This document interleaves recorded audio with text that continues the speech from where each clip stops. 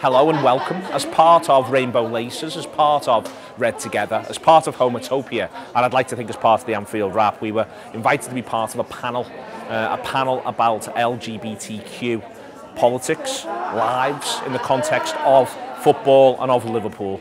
It was a pleasure to get to facilitate that panel.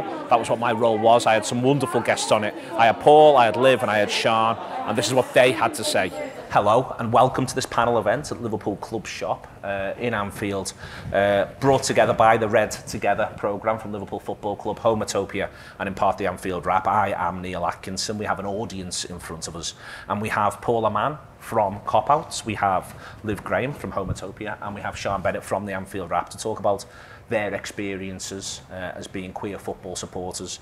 But before we get into that, there's a piece of artwork that goes on behind us as we speak. And Liv, this is, insofar as it's anybody's baby, it may well be yours. Do you feel as though it's your baby? Is that fair? Is that unfair? How do we feel about this? Yeah, maybe this is the closest I'll ever get to having a child. Just alerted me to the fact. So I suppose I envisaged doing something with Homotopia and Liverpool Football Club probably about 12 months ago. And it's just been, which is longer than you'd actually have to carry a child for. Just saying. It's quite a gestation. Yeah. I suppose the main thing that I always think about this project now that it's kind of at its completion, or this stage of it at least, is that when I started at Homotopia about a year and a half ago, obviously within minutes it became very clear I was a huge Liverpool fan, potentially from being tired from a match the night before. And Sian, my boss, was like, oh, do you know Kop Outs? Are you a member of them? Do you know Paul? And I was like, no. And I just froze and was like, why does this feel so strange? And then I was kind of like, suppose it wasn't until that point I'd ever considered my queer identity and my football identity coexisting. Never mind that someone was like getting people together all the time to make that space. And I think just that little sentence and then a little Google kind of changed my football experience, really. It's with the piece of work, Paul, but also just in general, because the piece of work is so much about documenting the way in which people go to the football, frankly. It's that simple, it's that straightforward.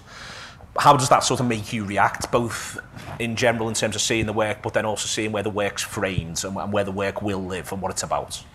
To be honest, the kind of what we're seeing and what we were doing in filming and taking pictures of all of this, it was almost highlighting the prosaic nature of happening to be an LGBT plus football fan, happening to be a queer football fan is just as everyday as anybody being a football fan. And we don't, watch football in a different way necessarily. We don't watch football and not cheer for our side or chant or anything like that. We're just as passionate as anybody else, but equally, we may come to the match with a little more awareness about our own personal safety. We may come to the match without choosing to, to be open about our identities. We may come to the match and try and make sure that we're with a certain group of people to make sure that you've got somebody at your back.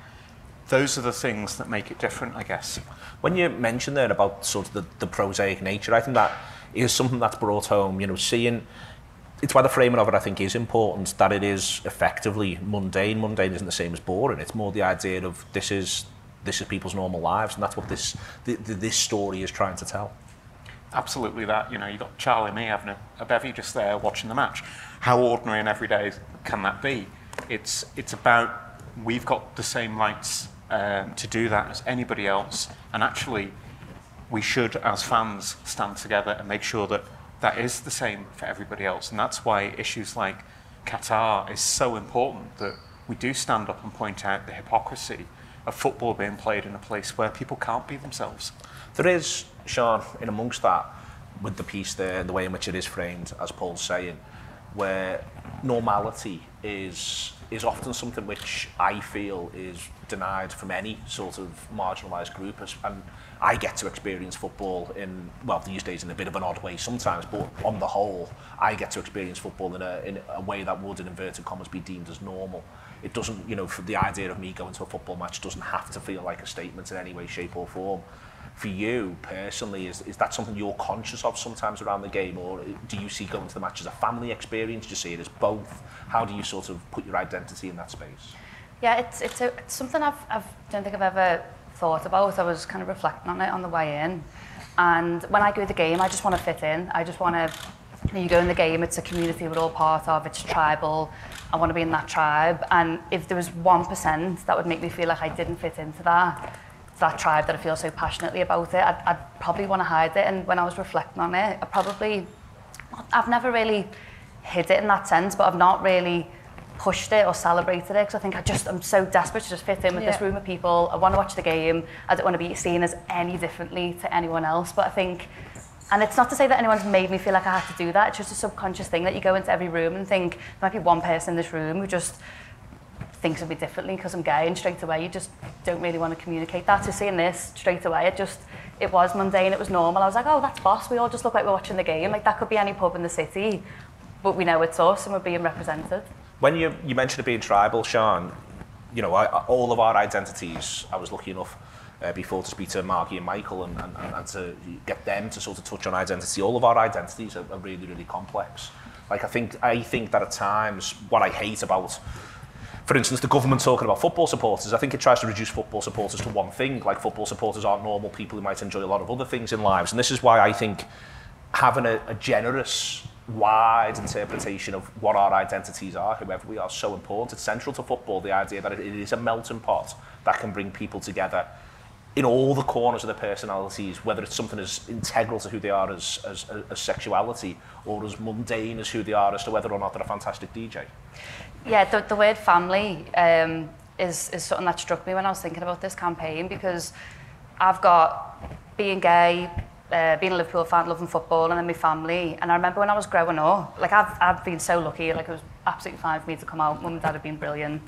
But there was definitely a point, probably as you're getting into your 20s, figuring out who you are, where I felt like I was living a bit of a dual life, and I felt like I just hated the thought that my family might think I was a different person to what they knew. I kind of battled with that for years. And it's nothing that they've done on their side, like they've been so good at me coming out. But then when this when the billboard came out, I haven't had a chance to see it because I've been away. I went straight to my family WhatsApp groups. I was like, look, I'm on a billboard, I'm famous, and they were all buzzing over it.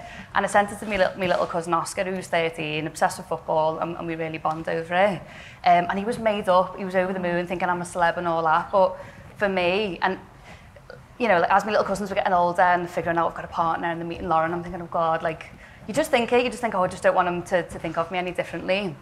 And he was made up and he was so proud of me. So for me, it meant the world that he could see me, football, family, you know, all of that coming together, and he was so proud to see me. But also, because he's a young lad, you know, he's going to be in, you know, toxic masculine environments, and he's going to be hearing homophobic slurs. So I hope that empowers him. And not that he wouldn't challenge it anyway, but I think seeing all of those things come together for him, I think in the future will maybe make him, you know, think about calling things out when he does hear them.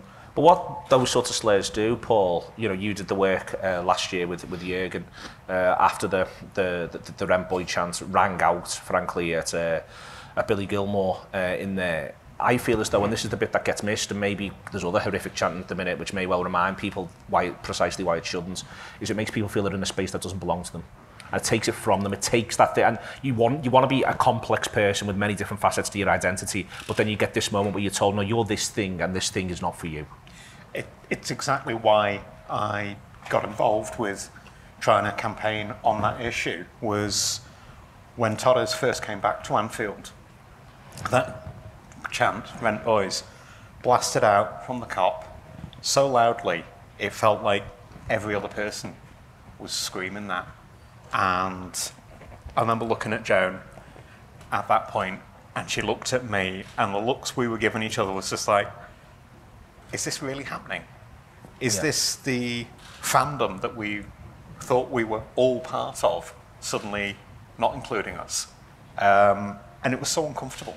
It was so like a gut punch that you just didn't really fit in anymore at that point. And we started the conversations and describing that to our fellow fans. I remember talking with you about this years ago, and you guys got it, and other people we talked with got it. And the story got told more and more about why why it's an issue, why it needs to stop. And we thought we'd made some really, really good progress, and it seemed to have really quietened down. And then it rang out at that Norwich game, and we just, you know, at Kop Outs, we just thought, right, let's do our standard. Great to have the crowd back, great to have some noisy crowd back. It was the first post-pandemic match, but it doesn't need to include this. And the backlash from that was like, it was pretty harsh. There was an awful lot of people kicking off about it, saying, oh, it doesn't mean this, what about this, what about that? And we just wanted that to stop. Yeah. And we're so lucky that we've got a club that actually stood by us and agreed it needed to stop. On that sort of, and you know, part of what all of this is, literally we're surrounded by colour, we're surrounded by flags, we're surrounded by lots and lots of iconography that reminds us that the thing is tribal. And I'm fine with it being tribal, you know, the tribal's part of it, but to have, therefore, the idea that people, that moment of, you don't get to be part of the tribe, or if you can't just swallow this, you don't get to be part of the tribe, is something that I just think, you know, I find it distasteful, but I'm, you know, as I've said prior to this, I'm a straight man. I find it distasteful from the point of view of the LGBTQ community. I just think that to understand precisely why it's well beyond the idea of being distasteful, that it is sickening to people, because it's saying to them, you don't get to be part of the tribe unless you can swallow this, and that is unacceptable. Absolutely. We want to be as accepted as anybody else, and that our fandom is as valid as anybody else's. We're as passionate about the game as anybody else can be. And, you know, we have the same issues about trying to get a ticket, or, you know, all the normal stuff that every fan's got. So why give us this extra crap? Well, one of the things that came out of that, Liv, was a lot of people saying, that chant doesn't mean this, it doesn't mean this, it doesn't mean this.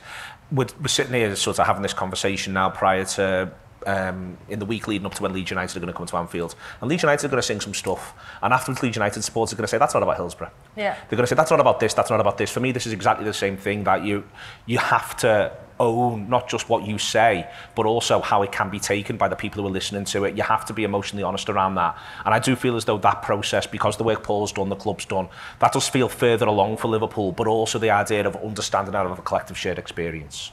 Yeah, I think, I suppose leading up to knowing the panel was coming, and the thing for me was that I can talk all day about the Reds or about my experience, but I was like, I suppose I don't know loads of like facts on like statistics of hate crimes and things, so I'm just like reflecting on the panel. And then I couldn't get past the thought of thinking, if we're going to have a serious conversation about representing queer fans and protecting them and protecting their identities, we can't dismiss the fact that fans in the stadium and online, all Liverpool fans, are victims at the moment of vile chants at the ground, hatred every week, and it is getting worse. Like, I've sat in the same seat for the same away team seasons after seasons, and it's literally getting worse. And I'm thinking, the thing with hatred is, it's that at the moment it's aimed at Hillsborough, but it's to provoke a reaction. We want to get under your skin, and we don't care what means we're going to use to do it, because just off the back of the weekend, we know loads of those fans won't have meant those chants, because they'll have family members potentially, or people they'll know that will have been there just on the other side. And I was just thinking that actually the reality of this hatred, whether it's whatever part of your identity it's attacking, is that all hatred runs with each other. So eventually, if it's Hillsborough this week and we don't support those families, and the fans and the club and other clubs don't get behind stopping that, it's so, you know, if you're a marginalised person, that if the hatred's not aimed at you this week, it's only a matter of time before it flips. And I think it already has. I think when people are engaging in these horrible chants, it does move into different areas of sexism, homophobia, racism. And I can't really remember the question other than... No. I just think, I think that I mean, me and you spoke once that you have to be careful of like Scouse or LFC sensationalism, was it we were saying that? But I believe, I think, because as a city and as a club, we've been on the receiving end of being so marginalised that people can kind of relate to each other in that. When after the obviously interview with Jurgen and the general sort of tide that comes with that, Paul, support from the captain as well, and you mentioned the club as a whole, I feel as though that whilst it was a horrible moment, what got to follow was genuinely useful. It was genuinely warm. It felt like it led to a slow turn, not a quick turn, but a slow turn of the way in which people spoke and thought. What did you think? By all means, disagree with me. I will disagree with you that it wasn't a slow turn. Oh. Because the next match was a Chelsea match. And at that next match, efforts were made by some idiots to continue that chant. Well, some of them were just idiots wanting to do that to provoke something. Others were doing it out of ignorance still. But what happened was that was snuffed out time and again by decent fans, tapping people on the shoulder, chanting positive stuff, and shutting it down again and again and again in every stand at Anfield, in all the concourses. It did happen, but it also happened louder that it got shut down. Since then, I've been approached, 20, 30 times going about my business in Liverpool by fans saying, "Oh, you did that piece with Jurgen. That was dead good," because I didn't know how offensive that was. And I've stopped chanting that. I didn't know that's what they meant, or that's how it could be meant. And I've stopped somebody else chanting that. People felt empowered to act. And part of the point of that conversation was to say, Liverpool has a strong self-identity as people that we have, is that we believe in solidarity, we believe in mutualism, we believe that people shouldn't be on the receiving end of crap like that. And actually, what we were trying to do is say, okay, if this is our Liverpool identity, let's use that in a positive way around this, because actually all we're asking for are those values to be put out there in response to that. We're not asking for people to be sanitised, we're not asking for nobody to swear or shout at the match or anything like that, but we are asking for our own fans to support all of us as fans to be fans. As part of that, Sian, there is, it's interesting you discussed your own experience before in the context of this, because ultimately in these conversations, I'll say it again, I'm hosting this, I'm straight, and whether or not I'm straight is irrelevant when I go to a football match. Like it's never going to become a live moment where I've got to think about it, where I'm going to be placed in the crucible, as has been mentioned here, of having to think about that sort of thing. I think an important point to come to on this is that it's perfectly valid for that to be withheld as well. We haven't got to have this idea that the idea of queer supporters going to the football have got to be able to shout about that too. It's just more the idea that no one should feel excluded. There might be some people listening to this thinking, well, why is all this? Everyone's just the same. The point is more that moment when it feels as though you are being excluded, when the exclusionary things happens in the tribal sense, is when people are other. It's not when they are what, in inverted commas, the majority is. I think it's about the majority being empowered to challenge things, because I've had an experience where I've gone to watch, I think it was a Super Cup final, went to town, went to watch it, and I think it was either, you'll probably know this, you're good at remembering things, I think it might have been the first female ref in the final, or at least lineswoman. Yeah. First time it happened, so you kind of know what's going to come, and obviously a decision doesn't go our way. Sexist slurs come out, but yeah, I hope big homophobic slur comes out as well. And I just wanted the ground to swallow me, because I was like, I'm just out with my mum. I've trekked all the way into town. I've bought a ticket for this event to watch it with similar people and my tribe. And then someone's there said a word that just made me want to go home. But I was thinking, no, I didn't want to call it out, because I was like, I just don't want to stand out any more than what I'm feeling based on what he's just said. But then I was thinking about it, and I was thinking, someone else must have heard him say that, but people don't feel like they've got the means to call it out. And I think it's great, Jurgen getting behind it, the players getting behind it, the club, but the people that you're going to listen to the most are the people in your tribe who you respect so much about their thoughts and opinions. So for me, it's trying to work out, how do you get the average match goer who isn't LGBT plus to call it out and have that difficult conversation. When all of the Black Lives Matter really ramped up in COVID, one of the biggest takeaways I had from that, we had a day off work, we had a time for reflection and education, and my biggest takeaway was accountability from that campaign, and how it took me 29 years to realise that being silent is being racist, and being silent is is just as bad as saying it. So if there was like a campaign similar where we could, you know, get everyday football fans to realise if you're standing on the Kop and in the ground and you're not saying something, it's just as bad as actually saying it. As part of that, Sian, the space itself and how it operates, it's interesting. It's interesting that the example you actually used there is in the pub, which I think is, you know, we miss as, in inverted commas, a match-going space. You know, there's only 55,000 Liverpool supporters in the world can get into Anfield. Only 3,000 can get to away games. I'll put cup finals to one side. I don't want to be too controversial. But the point, the important part about this is that space is live and social and constant. It isn't, you know, with the sort of opposite of the sanctity of someone's own home. Everywhere else is a public and it is a shared space, and I think that is something that is missed around when hate speech comes out of any variety of the football, is that it's present everywhere. It isn't just present when you're on the stands. In fact, if anything, it's easier to avoid it on the stands, ironically. Yeah, I guess you've got stewards there, you've got places you can report it, and I'm kind of thinking what would I have done? Like, probably would have felt silly going over to the security guard. I don't know, because it was a bar. I was thinking, oh, it's not as official as the ground, maybe. Are they going to take me seriously? It's just local lads on the door. And you think you're going to expect it from like away fans and stuff, but when it's happening on your doorstep with your own fans, it's quite a confusing situation to navigate.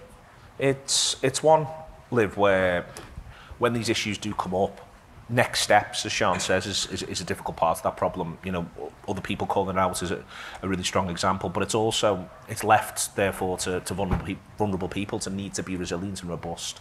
And that's always the bit that sort of feels unfair to me, you know, not least because, not to say that people can't be resilient and robust, but none of us, unless we are sociopaths, are resilient and robust every single day. Yeah. And you never know what day you're going to need to be resilient and robust on. And that is no way to go about your business. No, I know, and I think Sian's totally right in that anyone who's, like, I basically just keep thinking about what you said about all you want to be as a football fan is you just want to go the match, and you're kind of doing anything, especially like the visibility thing with me is that I'm a woman, so I'm just trying to get in, go the match, and just be considered just like anyone else who's in that space. And I think that it's, even the fact that I have to think that makes a match day more tiring for me than you, for example. And so, similar thing, like I've heard things said around me, and I think like, oh, I want to say something, but I don't want to make this any more tiring for me than it already is. Yeah. And I don't want to make myself feel any more vulnerable, or like people around me who look like me, I don't want them to be targeted as well. Like I don't want to turn around, say something, and then put other women in a difficult position, or other queer people. And so I think it's about it. And the thing is as well, sometimes I do have the strength and energy to do that, and I will just do it. If in that moment I feel like, yeah, do you know what, I can take this argument. But I think it's definitely for people around. And one thing that's great that happened the other night in the pub, I was just like, oh, I'll see you at Leeds, but I won't be around before, but I'll be around after, because it's the Rainbow Laces game, and we're doing some interviews around the artwork. And one of the lads, Johnny, was just like, can I do anything? And he knows I'm queer, like he knows about my sexuality. And I was like, what? And he was like, is there anything I can do? But he was like, I don't know, do you need a lift? Do you want me to wear the laces? Like, I'll get the round in. And I just was like, oh, like, he wants to help. And I just said to him, like, oh, I suppose the messaging is just like call people out. And he's like, yeah, everyone's calling everyone out. Is there anything else? And I was just like, oh. But it was just dead nice, because I know one of the artists before, Margie, was talking about bravery, and how, for me, I feel like I am able now to go the match. The people I go the match with, and because of who I am and that I go most weeks, I feel totally confident going on my own or going with whoever. I'm not nervous. I know I can like talk to anyone. But the bravery for me was like, actually, someone deserves to feel as good as I feel going the match. Well, on this, Paul, this is where, and I'm on exceptionally dodgy ground here on a personal level. There is, for me, I think whenever we talk about any marginalised community in the context of football, and in the context of Liverpool Football Club especially, there is a conversation about who holds the tickets. So part of why Liv's confidence is able to, you know why this one's brave, Paul, part of why Liv's confidence is able to be there is, as she says, it's every week. Yeah. Or most weeks. I'm going most weeks, and most weeks therefore means I understand literally what the way in which all this operates. I know you're able to go every week. No, I'm not. Oh, you're not? I thought you were season ticket holder, Paul, no, sorry. I'm just a member. Just a member. This year I've got nothing in ballot. Yeah. Well, let's have a word. Someone should be able to get in touch. Someone should be able to get in touch with someone. No, that's the point, but I think who holds the tickets in a community sense, because when you are growing up and you do feel marginalised and you're not one of the, you know, and as I say, I am now someone who's lucky to at least have close proximity to the tickets, if not actually hold them. But this is part of this conversation, isn't it? Because you do have to be able to get used to it, you do have to be able to have that lived experience, and you do have to know the right people. And part of being part of a marginalised community is that it's harder for you to know the right people. It can be, but equally, when we choose to organise, when we choose to take responsibility for how we present the message back, how we engage with others, how we talk to our allies and try and make sure that they don't just listen to something happening and do nothing, but they will take up the baton for us. But equally, to say to them, Neil, give us bloody tickets. Are you sort of a Saturday? I am this Saturday. There we are then. That's good news. It's good to have that bit sorted out. But Publicly. That bit is the. I think it is the difficult conversation. Not least because, listen, this isn't the case for a lot of what we're talking about here. Will be wide football issues in every club, probably all the way around the world, if we're frank about it. Because Liverpool is such a hot ticket, because it is, you know, access is difficult to these games. How you widen that access, and I'm not saying we're going to get to the answer here today, or could even do it for 3 or 4 years, because there's so many facets to the conversation. But widening that access pool is difficult, and it's therefore why people, again, marginalised people, can feel as though they stand out even more, because the question, which is, who holds the tickets? It's a tough one, and we, as fans, are in that same boat of wanting tickets and going through the ridiculous ballot process and all the rest of it, but then not necessarily knowing who is it that's got the tickets next to us and around us, because we're only, you know, going the match half a dozen times a year instead of every match. That we might be in different stands amongst a different set of fans, and it's got a different vibe in that part of the ground, and you don't know whether it's as safe to be you. And then, oh, what if somebody recognises you and they say something? And actually, I've been dead lucky. The recognition I've had has always been positive so far. But online, I've equally had recognition that says, if I see you at the match, I'll stab you up. Wow. So, you know, take your pick. As part of that, Paul, come back to you one more time. The next question isn't just sort of who holds the tickets, it's also who owns the clubs. And that is becoming more and more of a effectively a crux issue in this country. But that's where you've already mentioned Qatar in this context. You know, the idea that people who even own the football club are representative of a certain type of regime, which is beyond exclusionary. It's not as simple as the fact that you can't go to a football match. It's as simple as we do not think you have the right to live, to live as yourself at the very, very least. That is something which I think is obviously very dark across the league at the moment. It's something that does need to be acknowledged in this space and acknowledged in every single space, and especially acknowledged in the space that a campaign like Rainbow Laces creates. I think football's got some abilities that aren't harnessed by the systems that we've got.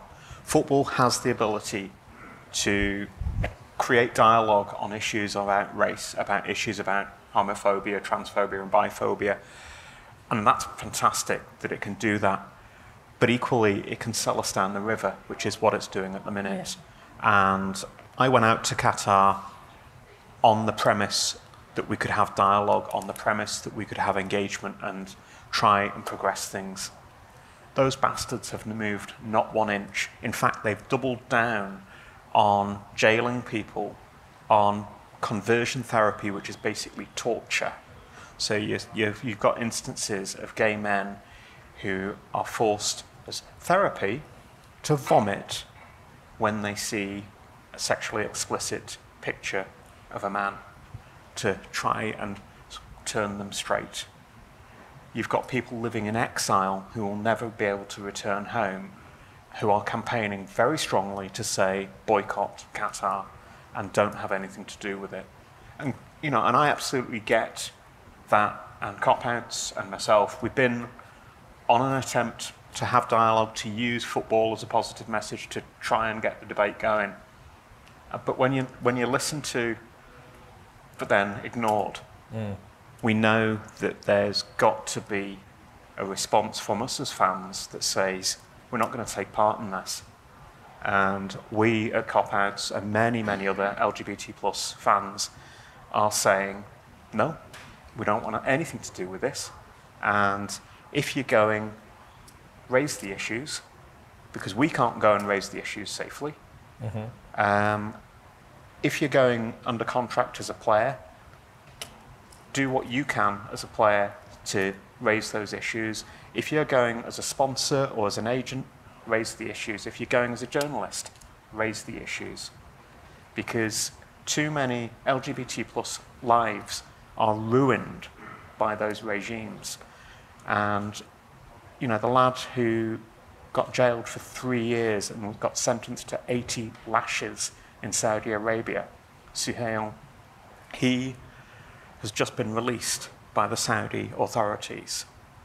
They own Newcastle United. It's just sick. Yeah, it's not sad. And they fail the fit and proper person test at the first hurdle, you'd think.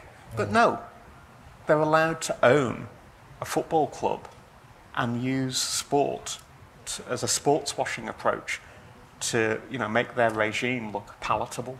It's a disgrace. It's why, Sian, the responsibility of clubs as agents of change is important. It's why the very fact that we're here today in a Liverpool club shop having this conversation is a good thing. It's a thing that is important. That this, to take, I was in some of these conversations that Paul was in as well, to take the idea of you can act as an agent of change through football, take that at face value, then therefore, well then you do need to do it. Being here, being part of this campaign, this artwork behind us, what's going to go on, rainbow laces for the Leeds United game, all of that is part of that. It is a positive, but therefore it also shows the scale of the responsibility. Yeah, it does. I mean, I feel ignorant just sitting here listening to Paul talk about that. I think it's easy for us to sit here and, you know, be very welcomed, and I've had such a lucky experience for most of my life. So it's even making me think about what I can do to raise those conversations, because Qatar will come round, but I won't really know what I can do to you know, kind of raise the profile of those issues. But it's great to see the club doing this. I know you mentioned identity being so central to football, but, you know, Liverpool is such a big part of my identity. It's something that's been passed down in the family. So to see my club supporting this and getting behind something like this kind of means the world to me. The question is, you know, Liv, your, you know, day-to-day work as one part of this with Homotopia is a conversation as to where the sort of limit is with reference to society and how clubs can exist in those spaces. And when you are dealing with Liverpool Football Club, which is something which is global, you know, it's not just a Liverpool-specific space, it's something that is global, wider, bigger. How to harness those increasingly significant roles and get certain types of conversation out there in a global capacity.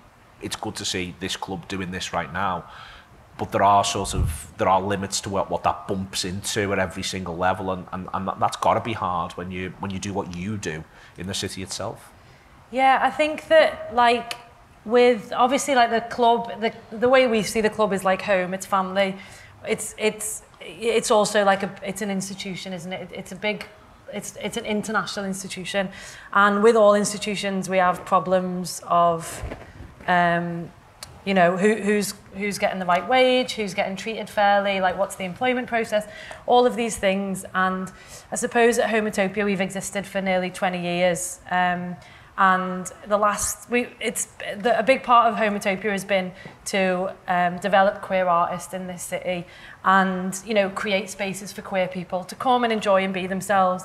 And the past few years we've done a project called Queer the City, which is actually branching out of these spaces that we know are safe and we know they're queer, and trying to go into spaces that aren't necessarily where you would be like, oh yeah, queer, you know, there's bars in the city. As a queer person, there are places in this city where you know you're safe. There's galleries or certain bars where you know you can go in and whoever you are, whatever your identity, you'll be welcome. And we've been able as a team to try and be like, okay, so what spaces in the city do we not necessarily see ourselves, but we know we know there's queer people in this football club. We know there's queer fans, there's queer staff, there will be queer players, there's queer coaching staff.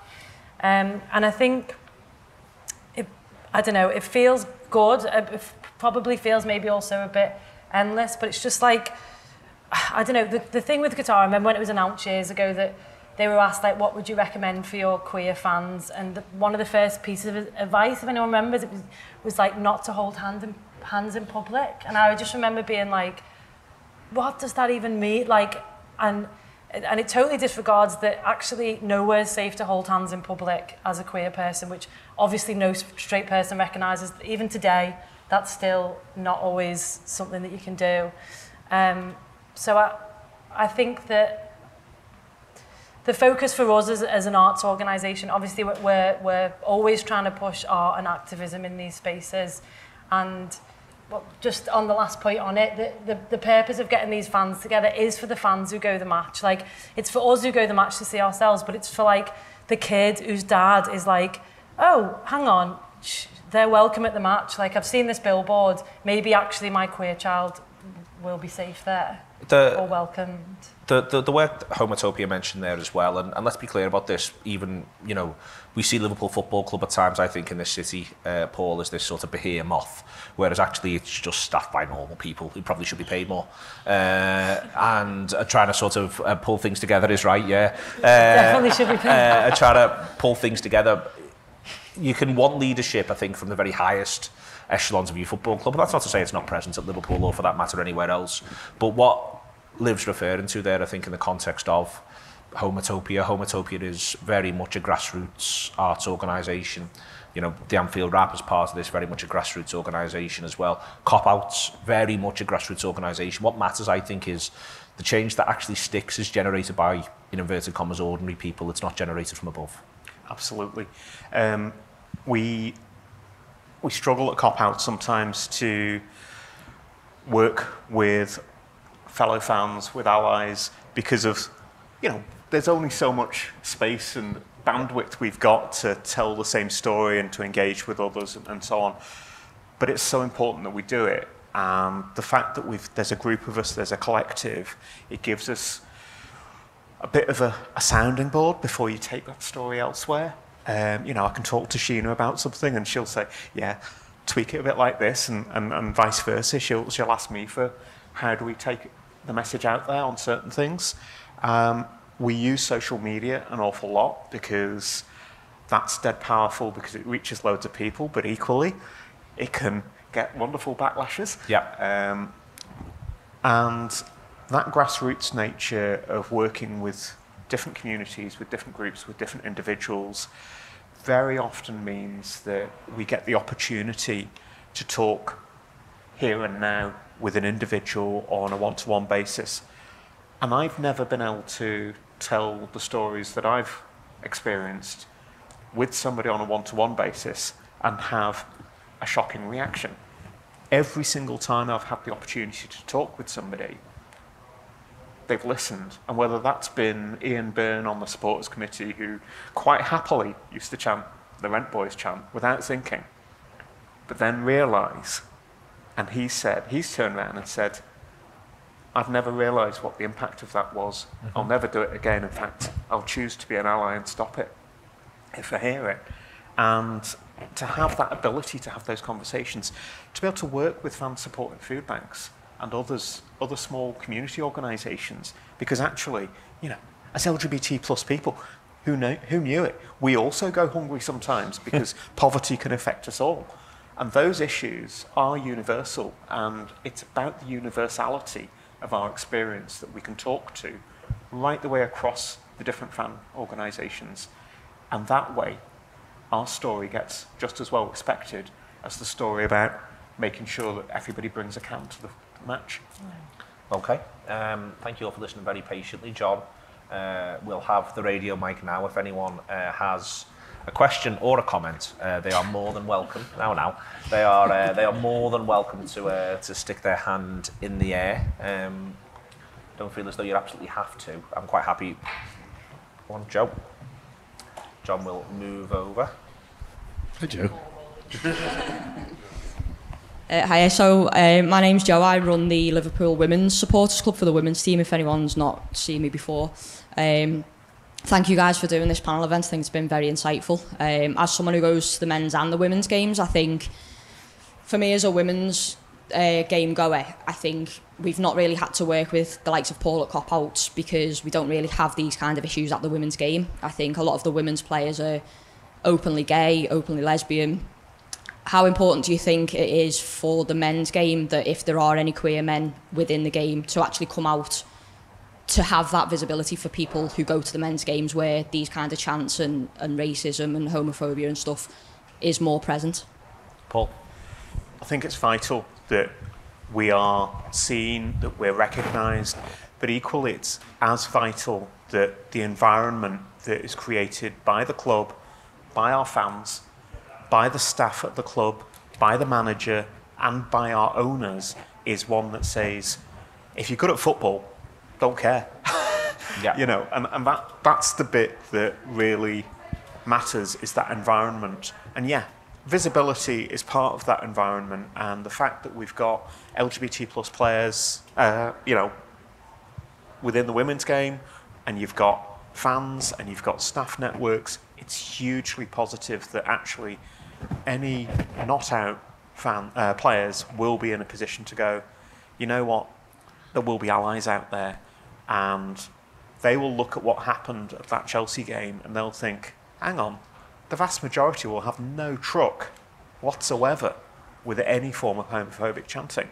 And that is just a game changer, potentially, for a player who's thinking about it. But let's be really, really clear. The onus of somebody coming out is on that individual's situation. I don't want to have a collective of 20 Premier League players to come out at once, because that's an individual decision. And an individual's decision is just that.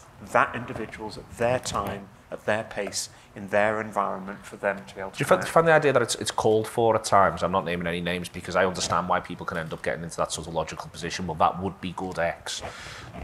I feel as though it, again, to go back to the idea that people still get to be individuals is a crucial part of this. In the same way that, you know, I get the idea that of any supporter who may just want to go to the match and not feel they need to be reminded of that facet of the personality whilst they're at the match. That's the key part of this, really, not feel put down. You know, I understand why people feel as though it would be, in inverted commas, a game changer, Paul. But I also feel as though the idea that there will be some gay footballers who are seeing other people say, hey, this would be a game changer. They're thinking, well, it'll be a game changer. Yeah, it might be, but it'll also be a massive life changer for me. You know, it's a trite comment, I feel, at times, if you're not careful, if in the wrong environment, not this environment. We've got to get to the point where it matters not whether you're LGBT plus or not.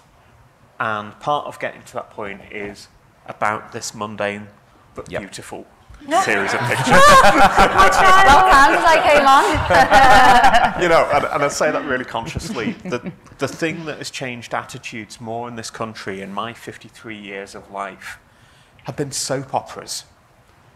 Coronation Street, EastEnders, Emmerdale, Brookside, you know, Beth Jordache, you know, all of that stuff has shown a spotlight on the fact that we're just as boring or duplicitous or heroic as anybody else. Murderous. Indeed. Speak for yourself.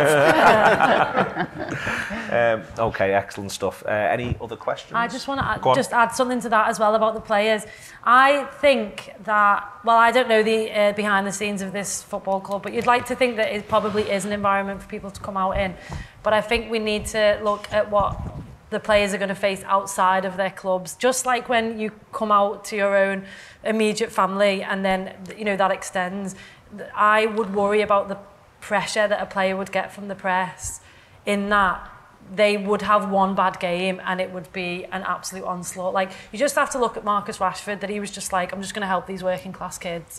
And then all of a sudden, everything he did on the pitch was about the fact that he was doing this, that and the other. And it's just like, we consistently have to always hold the press accountable for the mental pressures that they're putting on players and staff teams and whatever. And it's going on now in our own club that the players are just getting an onslaught, like almost all clubs. But I think that, like, that's, you know, we need to think about the effect of that, because in-house, I'd like to think it was fine in-house, maybe it is, but I just worry about and I'm not saying it should be an incentive for players not to come out, but I mean, even sat here, I'm like so nervous to talk about my own sexuality, because actually when I go to the match, I'm not going to flirt with anyone, I'm just going to watch the match and go home. Though, you know. Missed opportunities. So yeah, so it is and it isn't about your sexuality, in that, like, the main thing that I don't want to experience at the match is homophobia. You know, that's the only, what we don't want is homophobia. So it should just be a non for a player to come out, but unfortunately, like, we need to be able to protect them from the onslaught of, like, the world outside of the clubs as well. Okay, John, another question? Hopefully more Beth Jordash chat, well, I'm not sure. Hi everyone, huge thank you to the panel, it's been a brilliant discussion. I'm Francis, I'm the chair of Mersey Marauders. We're Liverpool, well, the City region, Merseyside's LGBT plus football team. So we focus on providing a space for LGBT people of a whole range of different levels of experience to play football in a safe environment. It's not a comment, don't worry, it is a question. My question, so a lot of what you said, I'm a Sheffield Wednesday fan, I'm not a Liverpool fan, but a lot of what you said has really resonated with my experience of going to the football. I'm really interested in what clubs need to do to change. Obviously, Paul touched on, you know, Saudi Arabian ownership. Changing the way that football clubs are owned is important, but I'm really interested in the panel's views of what more could football clubs be doing now to change our experiences of going to the football as LGBT people. Okay, Sian, big question. Very big question. I wish I was educated enough on it to give it a good answer. But I guess for me, things like this, visibility is great. But you know, you wonder about things like Qatar coming up, and clubs don't really have a say in it. You don't really hear them say much on it. And you know, when it gets to kind of the bigger level like that, it seems to be, if it's, you know, going to upset any level of sponsorship or where the money is, that's where the decisions seem to get made. So I'd love to see Liverpool walk away from a decision that was, you know, potentially linked to something to do with homophobia, and yeah, maybe make more noise about things like Qatar. But I just, like, I feel really ignorant to loads of things that have been discussed today, and I'm sat here as a lesbian Liverpool fan. It's crazy. So I think just the more we can see of it, the better. But on that, the idea of, you know, you feeling like you know, you're feeling a bit ignorant about that. That's part of.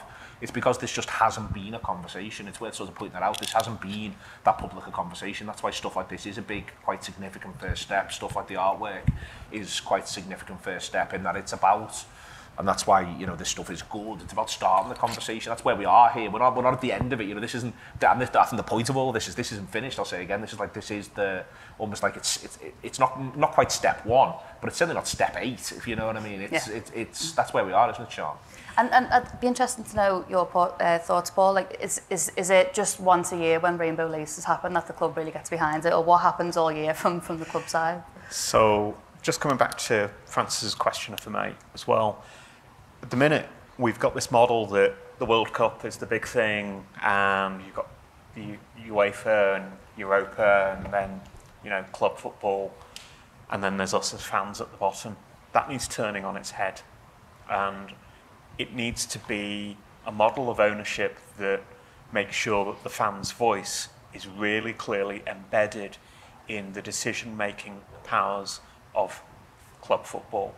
We've just launched the supporters board of LFC.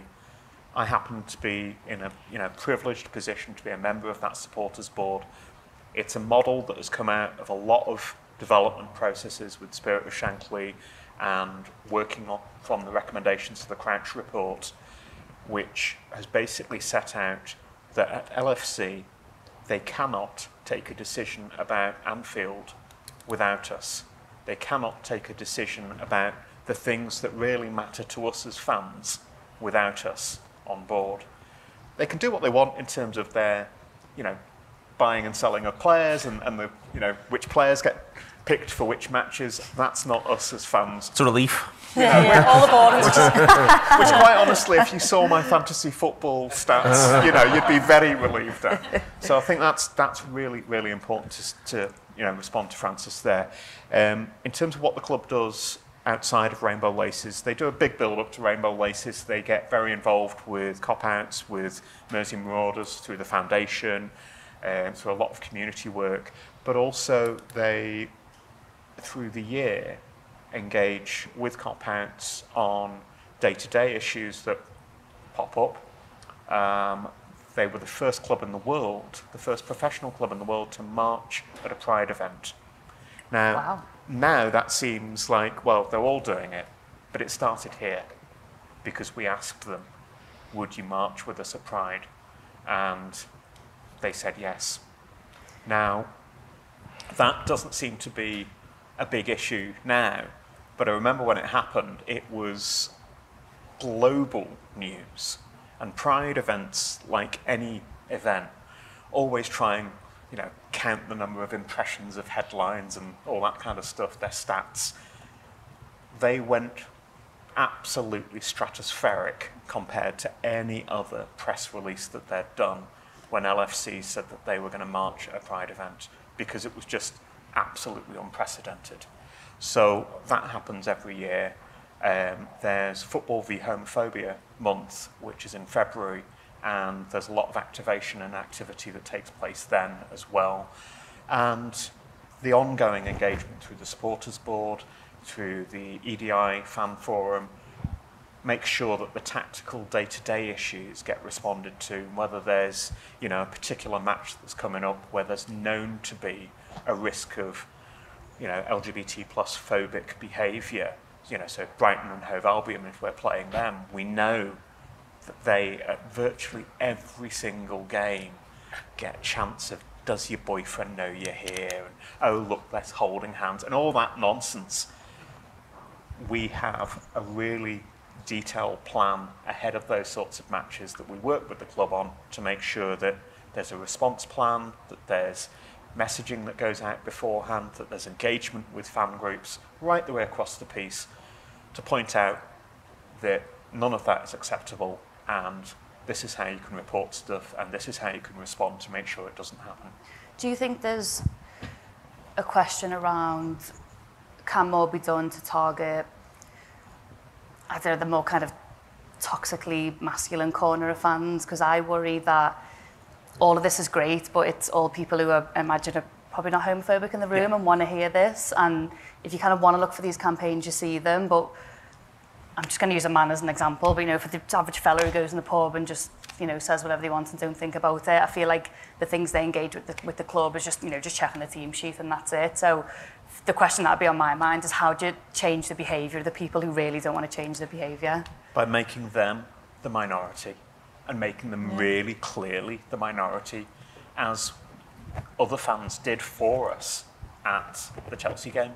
It wasn't me going around and tapping people on the shoulder and shouting my head off. Excuse me. Didn't have to, because that was being done for us by loads and loads of fantastic, ordinary people.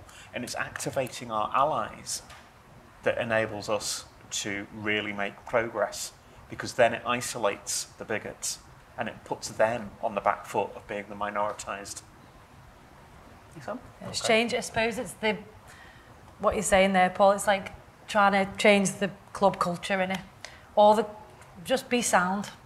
I think one of the early drawing boards of the project, before we even had Margie and Mike, we were like, just be sound. That's just what it's got to say, just be sound. But it's the truth. It's that idea, isn't it, of like just influence. Everyone needs to influence each other on that. Does anyone else have a question? Because I sort of want to stop at be sound, if I'm honest with you. We've been going for about 50 minutes now, and, you know, Liv's lost a stone and a half. Well, it's feeling years, I get a bit closer there. So if you've got anything to add? You happy with be sound? There we are then. Always happy with be sound. Honestly, thank you all very much indeed for listening. Give yourselves a round of applause. Round of applause for Sian, for Liv and for Paul, please. And let's end this with a big, big round of applause once again for our artists, for Margie and Michael, for the work that's behind us, for Red Together, Homotopia It's been a pleasure. Thank you very much. Hang on, I'm going to lose my job. We've actually got Homotopia Festival. Whoops. Coming up. This doesn't have to go on the video. Or it could, maybe that would be good. Hang on. Cut back, just be sound. We've got Homotopia Festival coming up on the 1st to the 20th of November. So it's in different venues all over the city. We've got something for everyone. So you can find us at www.homotopia.net or at Homotopia Fest. Please tag us in all this stuff as well. That'd be amazing. There we are. Thank you so much. Homotopia Red Together. It's been a pleasure. I've been Neil. Thanks for listening, watching. Thanks for being here as well. See you later. Great.